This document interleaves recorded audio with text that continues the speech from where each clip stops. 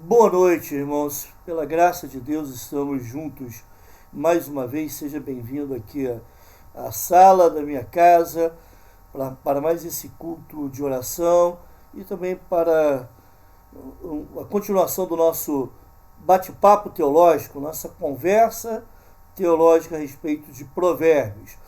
O Salmo 36, versículos 5 e 6, nos diz o seguinte: O teu amor, Senhor, chega até os céus, a tua fidelidade até as nuvens.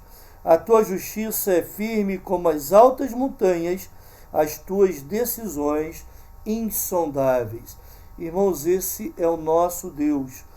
Teu amor chega até os céus, a fidelidade até as nuvens. Tão grande quanto o amor do Senhor, tão extenso é também a fidelidade do Senhor. E tão firme quanto as montanhas é a justiça do Senhor. Nós vamos conhecendo cada vez mais o Senhor através da sua palavra. Por isso que é tão importante nós o conhecermos, nós estudarmos mais a palavra, para podermos adorar o Senhor com mais consistência. A nossa adoração se torna mais consciente, conforme diz João capítulo 4, em verdade. Vamos orar agora nesse momento, depois nós vamos cantar um hino. Vamos orar. Obrigado, Senhor, por esse tempo que teremos aqui de culto. Obrigado porque podemos cultuá-lo, conhecê-lo, amá-lo mais, adorá-lo por quem Tu és. Senhor, receba, Deus, as nossas manifestações de louvor e ao mesmo tempo pedimos que o Teu Santo Espírito esteja nos conduzindo. Em nome de Jesus. Amém. Vamos cantar o hino de número 15, Exultação. É um hino muito cantado pelas igrejas. Vamos exultar ao Senhor, vamos nos rejubilar, vamos exaltar a Cristo, colocando-o acima de tudo, acima de todas as coisas, porque esse é o sentido dos nossos cultos. Então, e o propósito também dos nossos cultos. Então vamos exultar a Cristo nesse momento.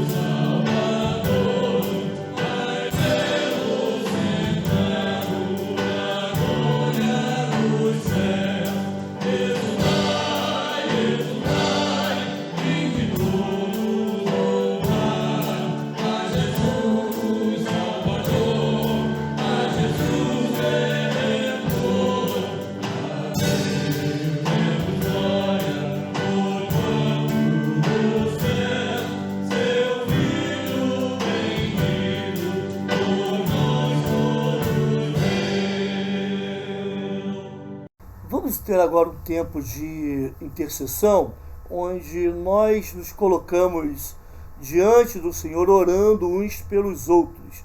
Eu gostaria de convidá-lo a ser o intercessor comigo nesse momento, para que coloquemos diante do Senhor as questões da vida, as situações que vivemos e que precisamos realmente do cuidado do Senhor. Vamos orar então. Deus bendito, nós viemos aqui diante do teu trono, trono da graça, para colocar as nossas súplicas, para colocar diante de ti, manifestar, ó Deus, as nossas petições, porque sabemos que tu tens cuidado de nós, sabemos que o teu amor, conforme nós lemos agora, é alto, vai até a mais altas extensões que se possa imaginar. Esse seu amor é grande, também a tua fidelidade e a tua justiça. Ó Deus, receba, ó Pai, o nosso reconhecimento, mas também, ó Pai, receba, Senhor, a oração que vamos fazer agora.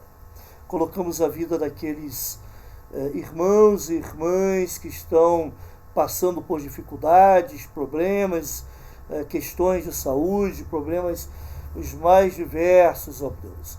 Lembramos da irmã Dora, pedimos que a sua recuperação continue a acontecer de forma progressiva e ela volte aos movimentos normais que ela tem no dia a dia, que precisa ter, ó Deus, e que as sessões de fisioterapia estejam cumprindo o propósito. Abençoe, ó Deus, essa tua serva nesse tempo de recuperação. Tome, ó Deus, a tua serva sob os teus cuidados.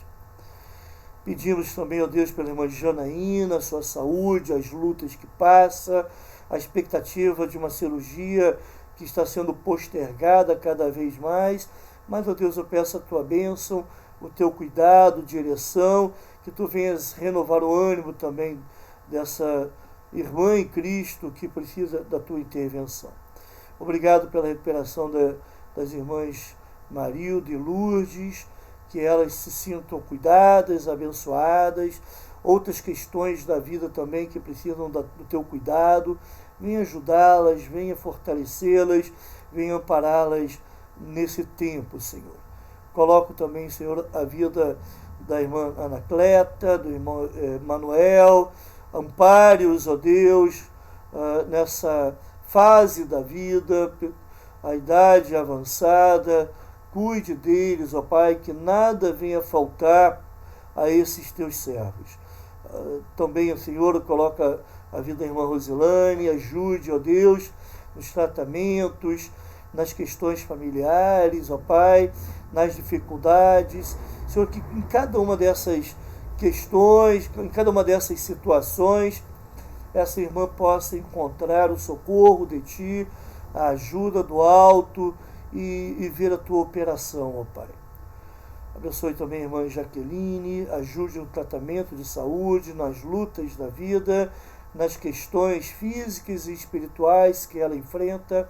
Tome, ó Deus, essa irmã em Teus braços, ampare-a, ó Pai, abençoe de tal forma que ela possa ter vitórias nessas diversas áreas, ó Pai. Também a irmã Janaína, é bom lembrar, e eu sempre lembro da saúde dela, do tratamento que ela está buscando fazer, ó Deus. Venha também estar à frente, ajudando na sua recuperação, Pai. Tome essa tua serva em tuas mãos, as outras questões da vida, também em relação aos familiares. Senhor, venha ajudar essa irmã, venha abençoar os seus filhos, seus netos. Tome, ó Deus, essa casa sob os teus cuidados especiais, para que a orientação do alto não falte, para que cada membro, cada familiar se sinta sensibilizado pela tua vontade, sensível ao teu querer e se dobre, ó Deus, para atender aquilo que tu desejas para cada um. Também, Senhor, eu venho te agradecer nesse momento por ver os jovens da nossa igreja, muitos jovens se dispondo a servir em algumas áreas da igreja. Obrigado por isso. Como é bom ver os jovens interessados se envolvendo.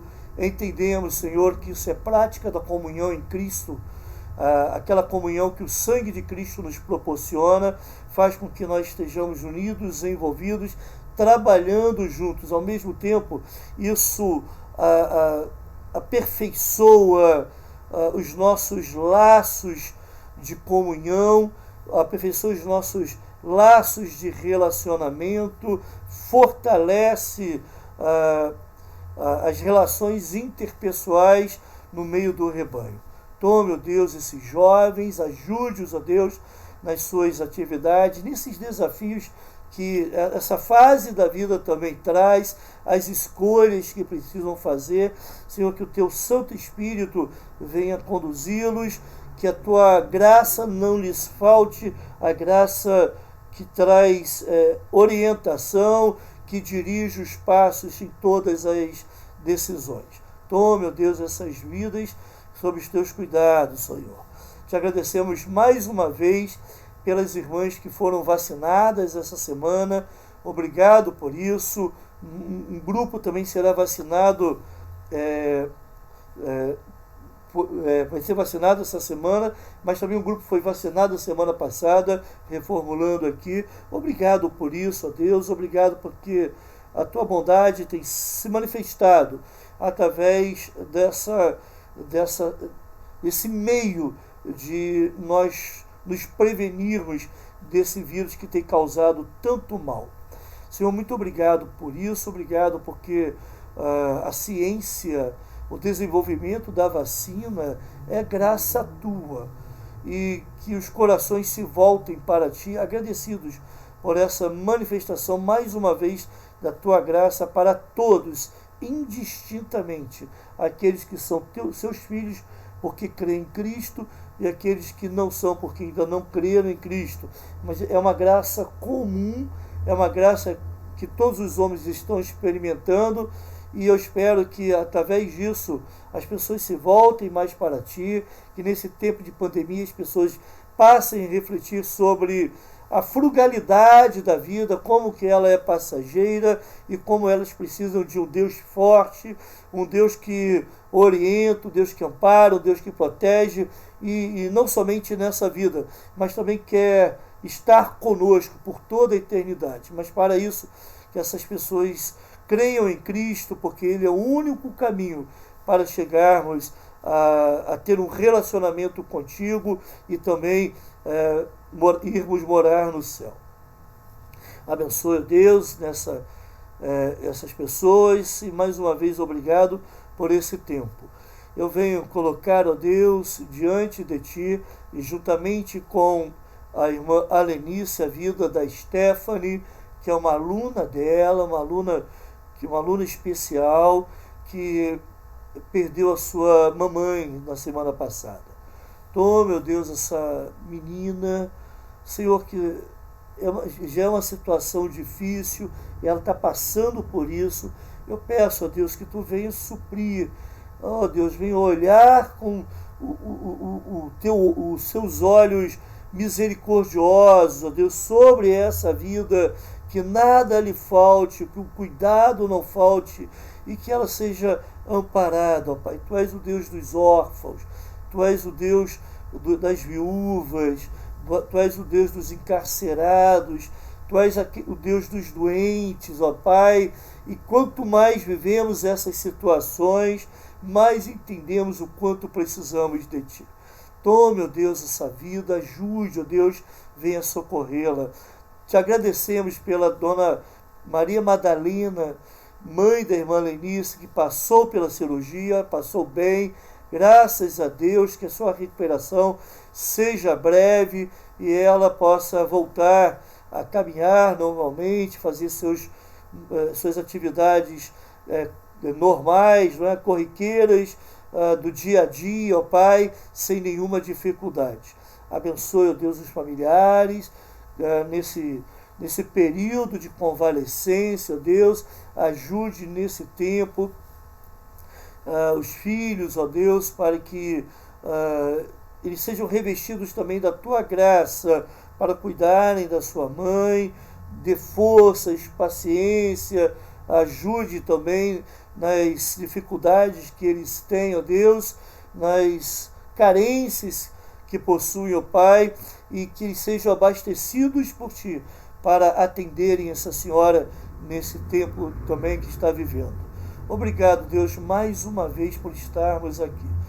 Eu venho colocar também os familiares do pastor Godoy, que perdeu o seu pai na sexta-feira passada.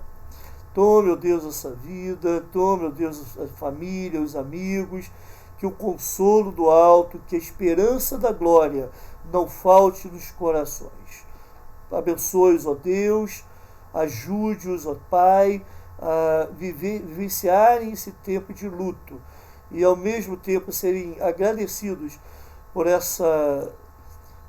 esse pastor Josir, pai do pastor Godoy, que viveu tantos anos, mas viveu como servo teu, viveu para te servir. Obrigado, Pai, por essa vida, pelo exemplo de persistência e perseverança no ministério da palavra. Obrigado, Senhor. Venho colocar diante de Ti a vida da Suelen, do Ananias, ó Pai, ampare-os também, Senhor, nesse tempo difícil que estão vivendo. Cuide, ó Pai, que nada venha a lhes faltar. Abençoe Ananias. Pedimos a Tua proteção, o Teu cuidado sobre a vida dele, também sobre a vida da Suelen, ó Deus, que o Teu consolo, que a força que vem do alto, que somente o Teu Santo Espírito pode produzir, esteja tomando seu coração e ajudando, ó Deus, no enfrentamento dessa dificuldade que eles estão vivendo. Tome, ó Deus, essas vidas em Tuas mãos. Continue, ó Pai, a nos conduzir e nos abençoar nesse culto que estamos Te prestando. Em nome de Jesus. Amém. Vamos cantar, irmãos, um cântico que fala sobre a volta de Cristo. Como nós devemos ansiar a volta de Jesus. De vez em quando eu sonho que Jesus está voltando. Não tem muito tempo eu sonhei que Jesus estava voltando. Aí eu falei, Jesus voltou. Está acontecendo a volta de Jesus. E eu me vi, então, juntamente com minha esposa e meu filho, subindo para encontrar Jesus nos ares, né? Pelo menos essa é a forma que eu imagino e interpreto o texto bíblico. Mas vamos cantar com esse desejo ardente, né? Essa expectativa valorosa de que Jesus vai voltar e nós estaremos com Ele por toda a eternidade, no lugar onde não haverá choro, não haverá medo, não haverá preocupação, onde a dor e a morte não mais existirão. Louvemos ao Senhor.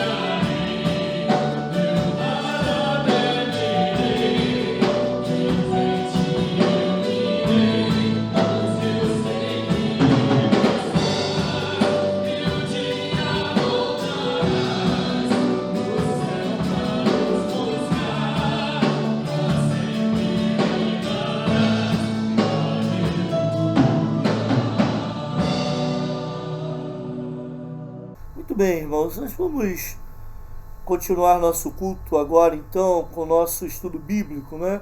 Que é um estudo bíblico mais informal, é mais uma conversa a respeito da palavra do Senhor.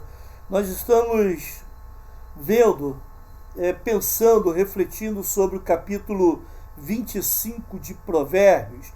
E esse capítulo tem uma estrutura proposta, né? Que é coisas de reis, não tenha pressa de ir para os tribunais, as palavras são preciosas e pílulas de sabedoria.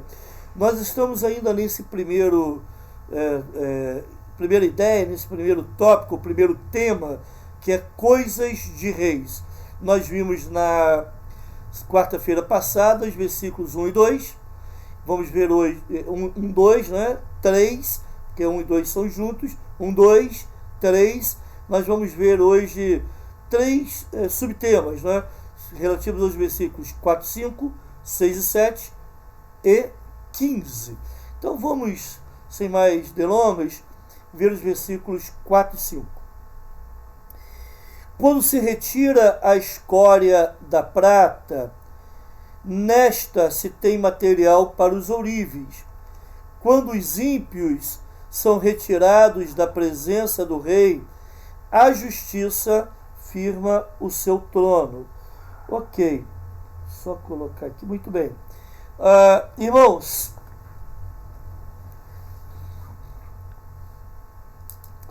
quando um material, um mineral precioso, ele está misturado, quando tem algum tipo de impureza, esse material, esse mineral, ele acaba perdendo o seu valor. Um ouro, e quanto mais puro ele estiver, maior valor ele tem. Da mesma forma, a prata, não é? Isso significa que a sujeira, ela tira o valor desse metal precioso, desses metais preciosos, ou qualquer outro tipo de joia, ou tipo de pedra preciosa. Muito bem. O que isso tem a ver aqui? Nós estamos falando sobre coisas de rei, ou coisas de reis. Tem algumas coisas, irmãos, embora naquela época o regime de governo fosse monárquico, havia um rei, tem alguns princípios que se aplicam a qualquer tipo de governo. Mesmo num governo presidencialista, conforme nós temos, ou num governo parlamentar, né, que tem um primeiro-ministro, ok, seja qual for a forma de governo, nós temos alguns princípios, e esses princípios são bíblicos, que não podem faltar ali.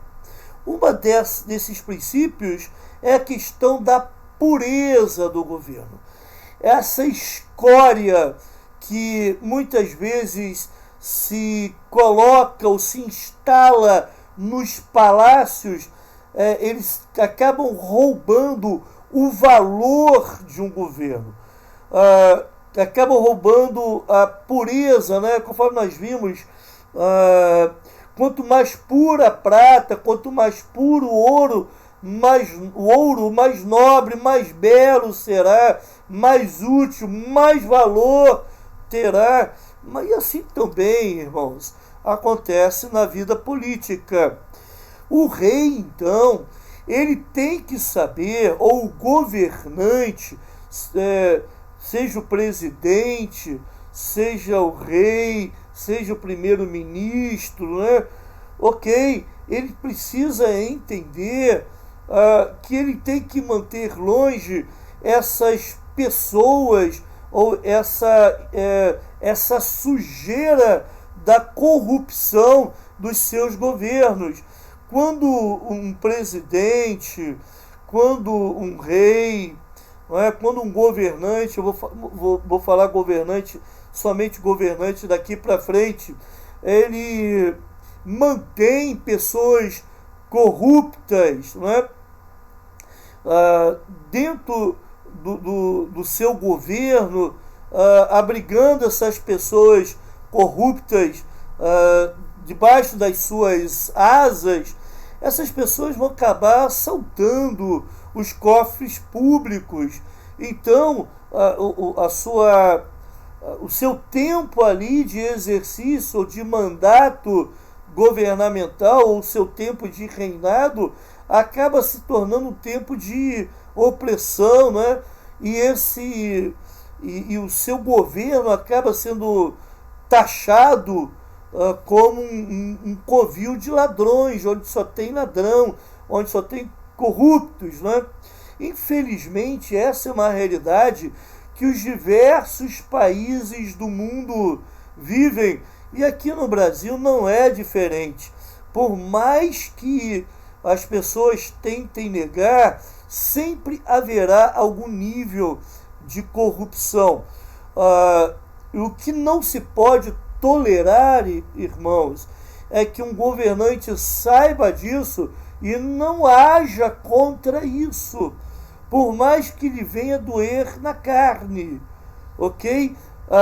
Um governante que saiba de um ato corrupto próximo a si, ou de alguma pessoa que está exercendo algum tipo de serviço ali nos escritórios, né?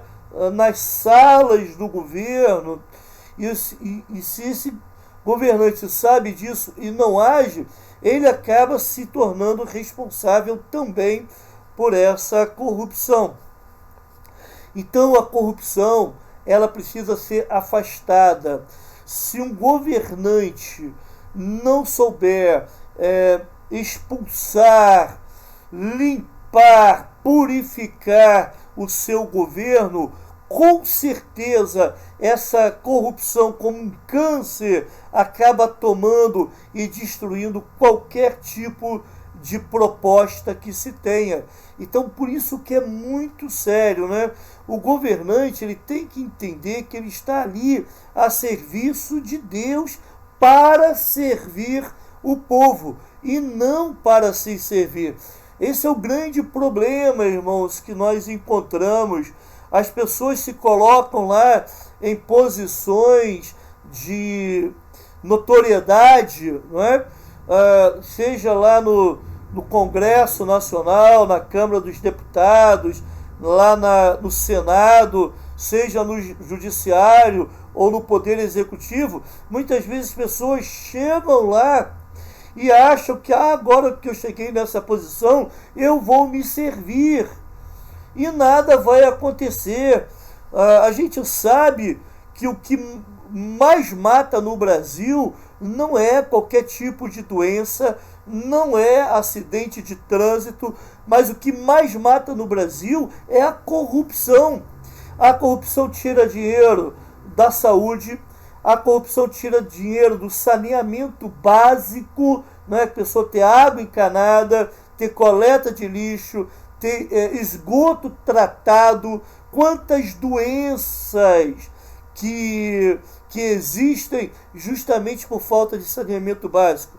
A corrupção traz para o Brasil desemprego ou então um salário que não é compatível com as necessidades que as pessoas têm. Isso tudo é a corrupção que traz. A corrupção rouba o futuro das pessoas, trazendo uma educação sem qualidade. E observe que muitas vezes não falta dinheiro para a saúde, não falta dinheiro para a educação e para as outras áreas. O problema é que esse dinheiro é mal usado ou então ele é até desviado. Hoje, no Brasil, me perdoe usar uma frase, as escolas, a educação formal, não estou falando de educação familiar, porque infelizmente tem muitos pais que abriram mão de educar seus filhos, e isso não pode acontecer. Isso é uma estratégia de governo até para tirar dos pais a responsabilidade de cuidar de seus filhos, e o governo passa a cuidar dessas crianças e assim vender a sua ideologia. Mas as escolas mesmo, infelizmente, estão formando idiotas úteis. São pessoas que mal sabem ler, mal sabem escrever. Falei sobre isso já na quarta-feira passada, né? Aliás, eu falei alfabetos funcionais são analfabetos funcionais. Desculpa aí esse ato falho, né? Essa falha aí de palavra, corrigindo o que eu falei na quarta-feira passada. Mas infelizmente é isso. Então nós temos pessoas que não se interessam por história, nós temos pessoas que não se interessam por arte, nós temos pessoas que não gostam das ciências. Há uma tirania do entretenimento, da diversão, da recreação. As escolas, né? Eu me lembro de um slogan, todos na escola. Todos na escola fazendo o quê? Adianta você ter todos na escola se essas crianças ou se esses alunos estão lá e não estão aprendendo? Adianta você ter todos na escola, numa escola que não está ensinando, não está realmente preparando essas pessoas para a vida, para tomarem decisões para o mercado de trabalho? Não adianta, de forma alguma. Infelizmente, porque essas pessoas assim, elas acabam sempre dependendo daquilo que o governo vai dar. E, na realidade, isso é uma estratégia governamental. Mas isso é um pensamento corrupto também. Eu não consigo pensar de outra forma. O que a Bíblia me ensina, eu preciso me posicionar nesse sentido, porque o crente não pode se calar em frente à injustiça, né? Nós precisamos respeitar as autoridades, atender às solicitações das autoridades, né? Cumprir as leis, cumprir as nossas obrigações, mas naquilo que está errado, nós devemos nos posicionar de forma respeitosa, mas sim. Mas a gente vê isso, irmãos, nisso tudo, na realidade, a ação do pecado no mundo, infelizmente. Isso são os efeitos do pecado no mundo. Eu creio no poder do Evangelho, que é capaz de penetrar os corações, transformar as pessoas e interromper o avanço do mal, inclusive da corrupção. Então, um rei, um governante, um presidente, para eles ter um bom mandato, né? Me referindo ao presidente, para ter um bom governo, um governo que vai deixar saudade, que vai até eleger um sucessor, ele logicamente precisa cumprir aquilo que a Bíblia determina para qualquer governante. Ele está ali para promover o bem e coibir o mal. Isso aí são as atividades principais de um governante, fundamentais: promover o bem e, ao mesmo tempo, coibir o mal. O propósito de qualquer governo deve ser o de promover a justiça exemplarmente, até mesmo para aqueles que lá nos bastidores ficam manipulando as leis, manipulando as pessoas, manipulando a vida, manipulando as ações governamentais para se darem bem na vida. Então, o que o governante deve fazer com esse tipo de pessoa? Afastá-la, expurgá-la, expulsá-la, não permitir que ela se crie ali e venha usar do seu prestígio para ser uma corruptora ou até mesmo para se corromper. Então o governante tem que tirar esse perverso da sua presença e buscar gente honrada, gente capaz para estar próximo a ele e trabalhar com ele. Assim o seu governo será firmado na justiça, assim o seu governo trará prosperidade e paz. Então, irmãos, são considerações importantes que nós temos que fazer, por isso que esse tema desses versículos chamando Coisas de Reis, mas isso se aplica também a qualquer tipo de governo. Da mesma forma, meu querido irmão, meu querido amigo, nós precisamos também impedir esse avanço da corrupção nos nossos corações, nos nossos dia a dias. Muitas vezes as pessoas falam mal dos governos, mas elas são corrompidas ou são corruptoras, não é? Elas atendem, elas agem com corrupção facilmente, né? Sonegando uma nota fiscal, tentando se dar bem. De vez em quando eu vejo umas pegadinhas, né? E recentemente eu vi, achei muito interessante, uma pessoa que era cega, ou se fazia de cega, que deixava cair lá um valor, um dinheiro, alguma coisa assim, uma carteira, mas foi dinheiro. E alguns, quando viam que ela era cega, elas iam lá, pegavam e se mandavam, e andavam normalmente embora. Outros pegavam e devolviam, né? O bem no mundo ainda é uma graça comum de Deus para impedir o avanço do mal. Essas pessoas assim manifestam essa graça comum de Deus. Numa outra, um camarada cheio de caixas e parecendo caixas de celular, alguma coisa assim, e ele de repente deixava cair as caixas, né?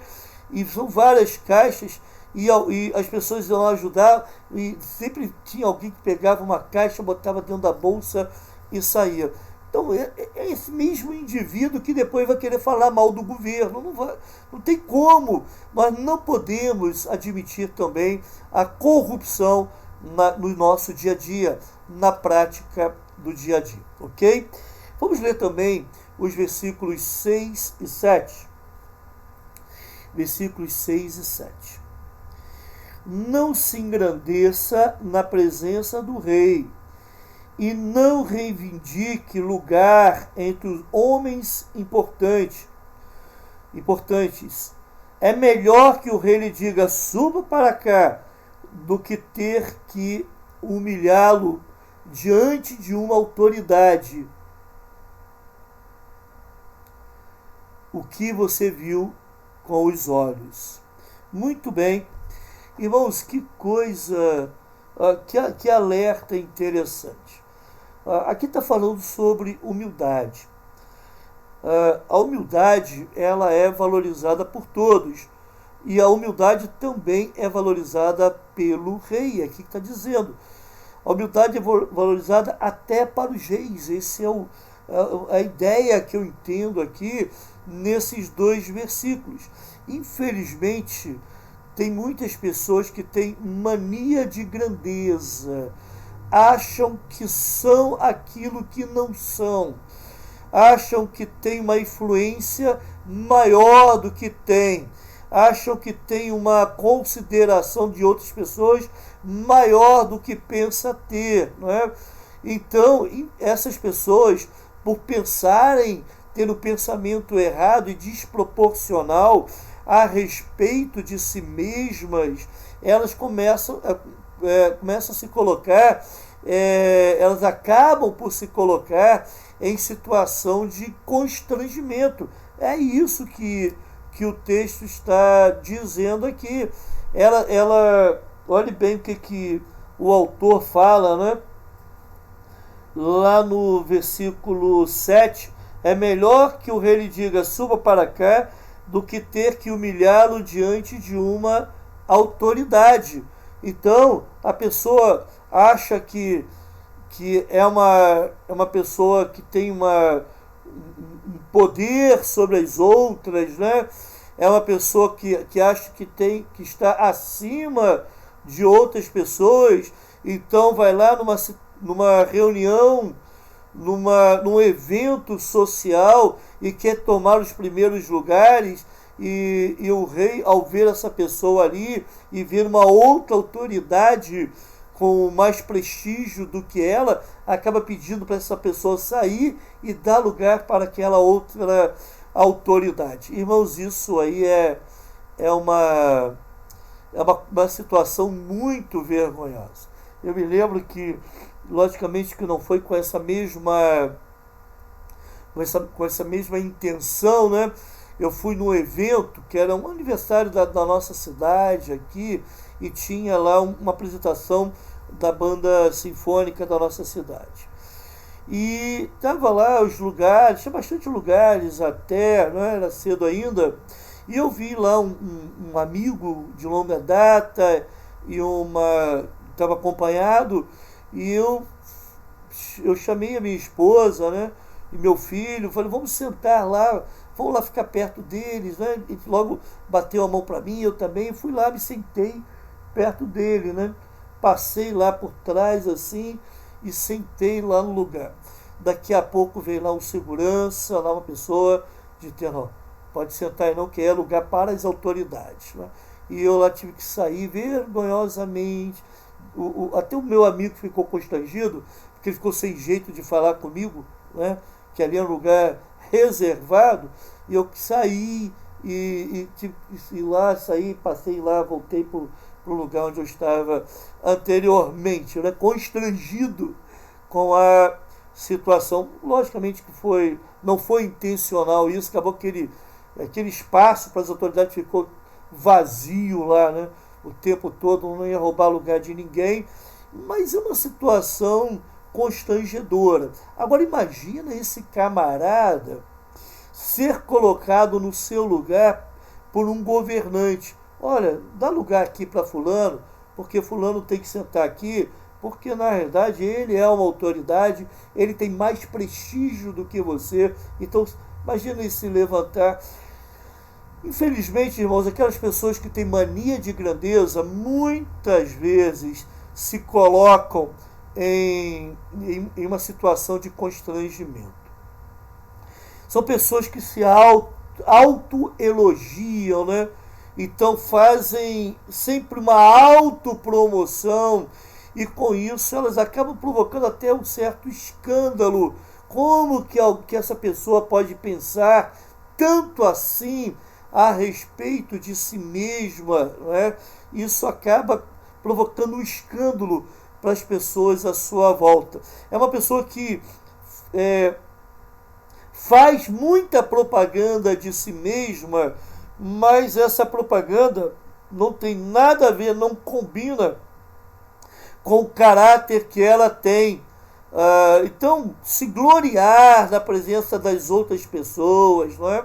e se gloriar na presença de uma grande autoridade, um rei, um presidente, né? Um governante, isso é se colocar numa posição ridícula, não é? É se colocar numa posição de perigo e de risco de constrangimento. É querer se colocar no meio dos grandes sem ser grandes não vai gerar honra de ninguém, não é? A ninguém. E de ninguém também. Tem muitas pessoas que querem conviver com os grandes para ver se de alguma forma o prestígio dessas pessoas respingam nela, não é? Mas isso acaba colocando-a numa situação, num risco de sofrer humilhação. Então isso é muito complicado. E essa é a advertência aqui do salmista, porque uma pessoa humilde é reconhecida pelo rei. Agora, uma pessoa que pensa dessa forma e age dessa forma, ela acaba se colocando numa situação de perigo, porque o rei não vai reconhecê-la dessa forma. Uma pessoa humilde, ela não fica buscando coisas grandes para si mesma. Uma pessoa humilde não busca os holofotes, ela não fica correndo atrás de reconhecimento, irmãos, não é? Porque a sua humildade faz com que ela tenha esse tipo de temperamento, né? A Bíblia fala em Efésios que nós devemos considerar os outros superiores a nós mesmos. Aliás, Filipenses, nós devemos considerar os outros superiores a nós mesmos. Muito bem. Considerar os outros superiores a nós mesmos não é sinal de se colocar numa situação de humilhação, mas é ser humilde, é isso. Não é você se menosprezar, porque se menosprezar também não é sinal de humildade. O menosprezo é uma consideração errada a respeito de si mesmo. Mas considerar os outros superiores, né, dando honra aos outros, isso é sinal de humildade. Então a humildade acaba sendo o caminho mais seguro para a honra. A humildade nos coloca a caminho da honra.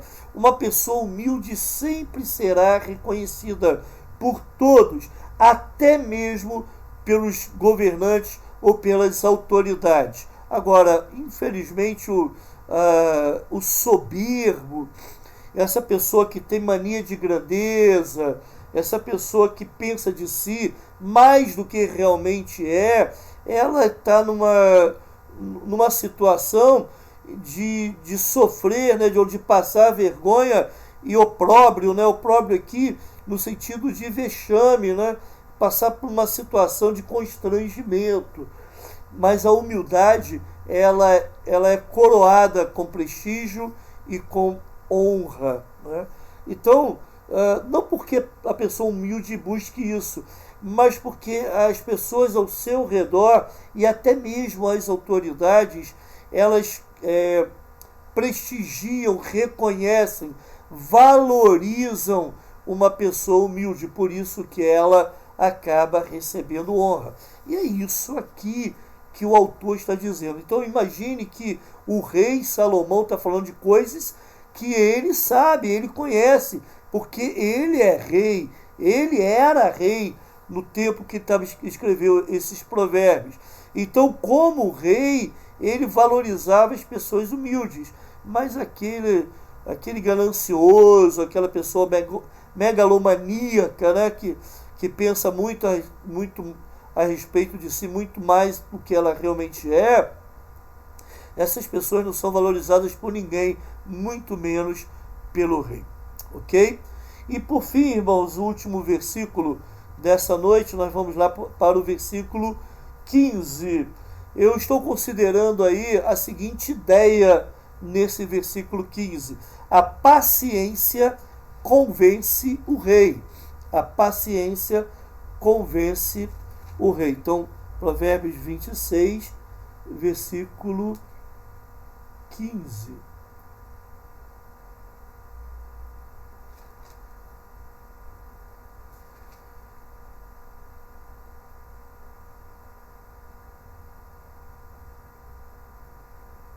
Só um minutinho.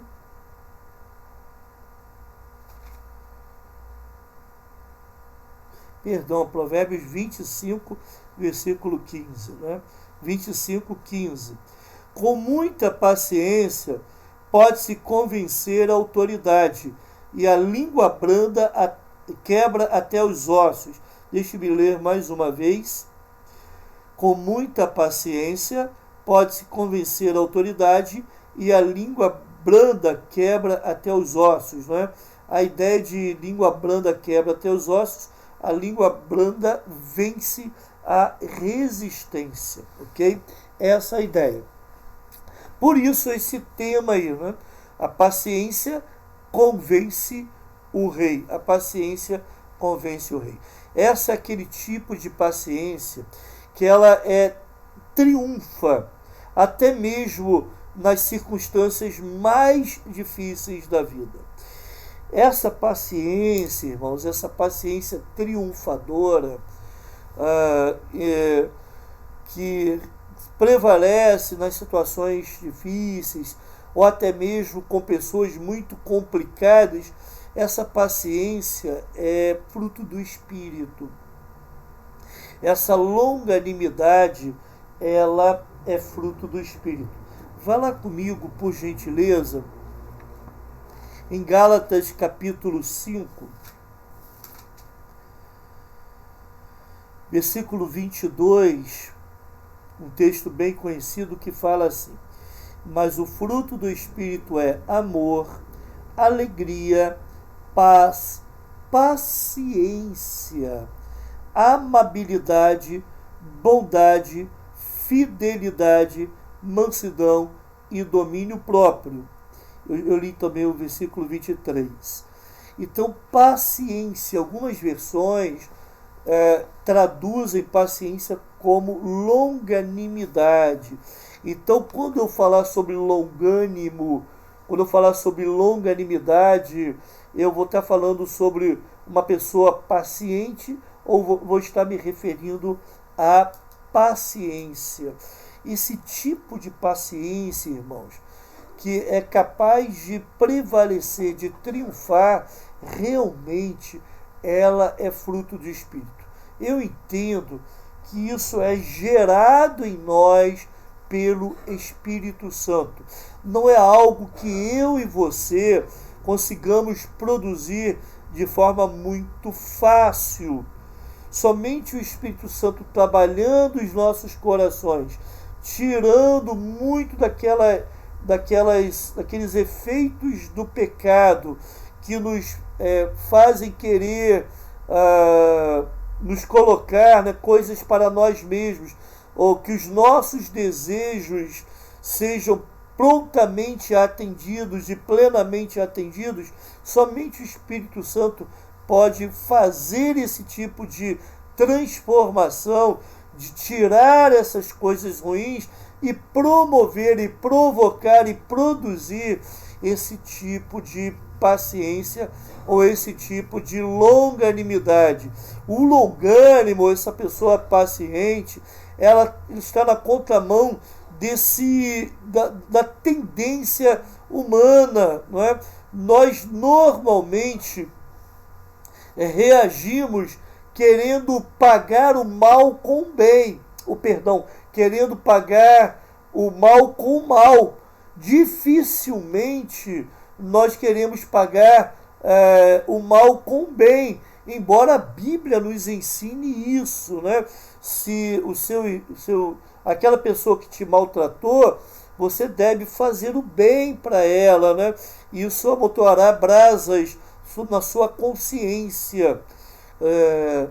O texto bíblico nos ensina dessa forma. Precisamos pagar o mal com o bem, mas normalmente não é isso que acontece, porque a tendência humana, o pendor do coração humano não é nesse sentido, não é em direção à paciência, não é em direção à longanimidade, porque o longânimo ele é capaz de suportar as situações mais adversas da vida, as pessoas mais difíceis com as quais ela se lida com uma paciência ilimitada. Mas ele faz isso com esse ânimo, pois que é longânimo, não é? Longo ânimo. Esse ânimo dessa pessoa se espicha, né? Eu e você já conhecemos pessoas assim. Pessoas que têm muita paciência, né? Ela tem um longo ânimo. O pavio dela não é curto. O pavio dela se queima lentamente. E a gente vê em situações que eu e você já teríamos explodido, né? E aquela pessoa tem muito, vai lá, conversa e não age, e tem a paciência de esperar o tempo certo, esperar que a pessoa mude e trate bem aquela pessoa. Isso é de Deus, irmãos, isso não é de nós mesmos. Só Deus realmente agindo nos corações das pessoas para que isso de fato aconteça, né? Na verdade, o longânimo, ele acaba exultando, né? Se alegrando nas próprias tribulações, sabendo que debaixo dessa situação difícil, debaixo de uma situação esmagadora, Deus está esculpindo o seu caráter, o caráter de Cristo nela. Então ela acaba se tornando uma pessoa que busca aprender ou busca ser moldada por Deus nas situações mais difíceis. Por isso que ela exercita ou ela permite que o Espírito Santo manifeste esse fruto na sua vida, a longanimidade. A longanimidade não é para qualquer pessoa. O longânimo não é uma pessoa fraca. Nós não podemos confundir o longânimo, a tolerância do longânimo com algum tipo de fraqueza. Na realidade, esse longânimo está recebendo força do alto. Está recebendo a força do próprio Espírito Santo, né? Segunda de Pedro, capítulo 1, versículo 7, fala que Deus não nos deu espírito de covardia, mas de poder. Não é? Esse poder do alto faz com que uma pessoa que naturalmente seria impaciente, ela acabe adquirindo ou tendo paciência, mesmo nas situações mais complicadas, mesmo lidando com as pessoas mais difíceis. A longanimidade, então, produz impacto na vida daquelas pessoas que estão ao seu redor. Ela é reconhecida por essas pessoas, não é? Ela recebe reconhecimento. E aqui está falando que até mesmo de autoridades, como o rei, não é? A paciência convence o rei. Uma pessoa longânima, paciente, ela pode alcançar um favor de uma autoridade, um favor de um rei, justamente pela sua paciência, pela sua longanimidade. Eu tenho visto muitas pessoas que querem as coisas e são muito afoitas. Elas querem conquistar as coisas pela força do braço, querem conquistar as coisas prontamente, querem que sejam atendidas de imediato, e muitas vezes nós precisamos conversar 1, 2, 3 vezes, usar os meios corretos para alcançarmos esse fim. Então, pessoas que não têm esse tipo de paciência, muitas vezes acabam não recebendo o benefício daquilo que está buscando, mas na realidade acabam recebendo oposição daquelas pessoas que poderiam ajudá-la, e aqui no caso bíblico, uma autoridade como o rei. Então até o homem mais revestido de poder como rei entre os homens se curva diante dessa eloquência da longanimidade, dessa paciência triunfadora que a longanimidade é. O longânimo, por exemplo, sabe usar as palavras, usa as palavras com sabedoria, palavras brandas, palavras suaves, e com essas palavras brandas, palavras suaves, ela consegue dobrar, penetrar o coração mais duro que alguém possa ter, né? Até mesmo um governante. Não raras vezes eu já vi isso na vida, e as pessoas com mais idade vão concordar comigo aqui, mais experientes, não vou falar mais idade não, mais experientes, que quantas coisas que eram consideradas difíceis, impossíveis, e justamente pela pessoa ser paciência, estar disposta a conversar com a outra pessoa, ela acaba conquistando aquele bem, aquele benefício, né?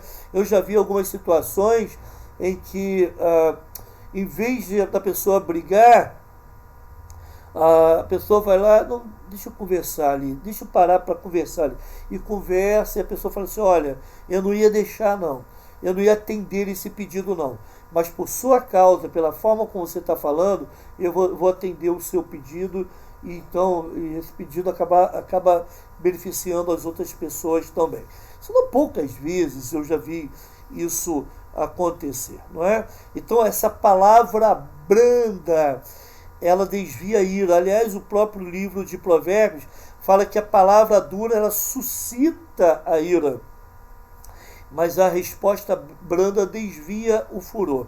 O longânimo, então, é essa pessoa que usa essa palavra branda, ela tem uma língua branda e suave, capaz de quebrar o coração duro, capaz de mover o coração de pedra, até mesmo de um rei, ok?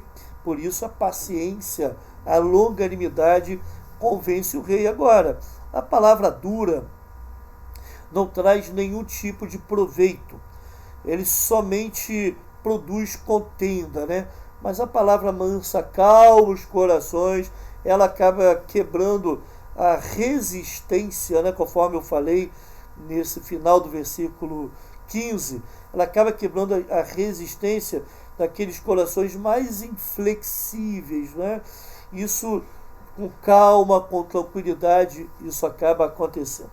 Irmãos, não é fácil. A longanimidade, a paciência não é fácil. Isso é fruto do Espírito. Nós precisamos permitir que o Espírito Santo gere nos nossos corações esse tipo de coisa. Que Deus, então, nos dê a capacidade de termos um coração brando, um coração longânimo e também uma língua branda. Amém, irmãos? Então, que o Senhor nos abençoe.